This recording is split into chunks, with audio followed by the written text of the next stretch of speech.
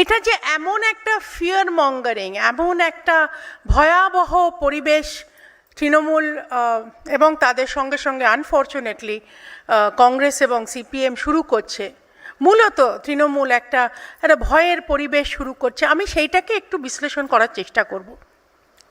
দেখুন, এটা প্রথমবার এসআইআর হচ্ছে তা নয়। বিশ্বদা খুব সুন্দর বললেন যে ইন্ডিপেন্ডেন্সের পর থেকেই 1952 বোধহয় আমাদের ফার্স্ট ইলেকশন, এবং তারপর থেকে যতগুলো একটা ইলেকশন করতে গেলে আপনারা জানেন একটা ইলেকটোরাল রোল লাগে, এবং সেটার পরে খুব সম্ভবত 12টা বা 13টা, এইটা বোধহয় 14th, মানে 14বার এইটা হচ্ছে। এবং আপনারা জানেন, ভালো করেই জানেন যে এটা একটা অনগোয়িং প্রসেস। হ্যাঁ, এটা special investigative intensive revision, but this revision is an ongoing process.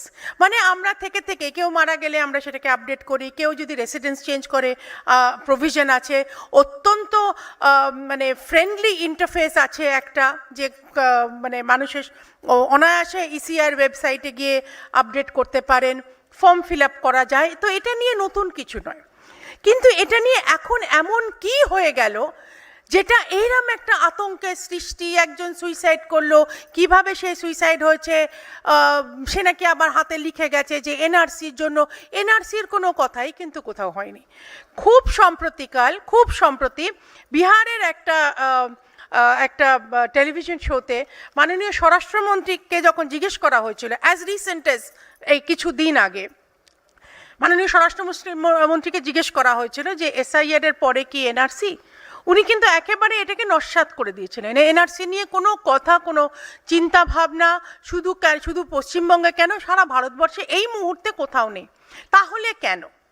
এবং সবচেয়ে বড় কথা, ইলেকশন কমিশন অফ ইন্ডিয়া সেটাকে অন্যান্য সমস্ত সেন্ট্রাল এজেন্সির মতন মাননীয় স্বয়ং এবং মুখ্যমন্ত্রীর ভাইপোরা, মুখ্যমন্ত্রীর বিভিন্ন প্রবক্তারা একটা কনস্টিটিউশনাল বডিকে অনায়াসে বিজেপির কার্যালয়, বিজেপি দ্বারা চালিত এই ধরনের আনকনস্টিটিউশনাল কথাবার্তা বলে। একজন পার্লামেন্টেরিয়ান এই ধরনের কথা রিপিট করে গেলেন আরেকটা পার্লামেন্টেরিয়ানের কথা নয়। আমি ব্যক্তিগত কখনো আক্রমণ করি না, আজও করব না, কিন্তু এই মিথ্যে কথাগুলো বলার কি খুব দরকার আছে? আজকে মানুষের মধ্যে আপনারা ভয় দেখাচ্ছেন, ভয় শুরু করছেন, আতঙ্কের সৃষ্টি করছেন, and you are changing the goal post. প্রথমে বললেন যে এসআইআর আমরা মানব, কিন্তু ইলেকশন কমিশনের হাত ধরে হবে না। তা কার হাত ধরে হবে? আপনাদের হাত ধরে হবে?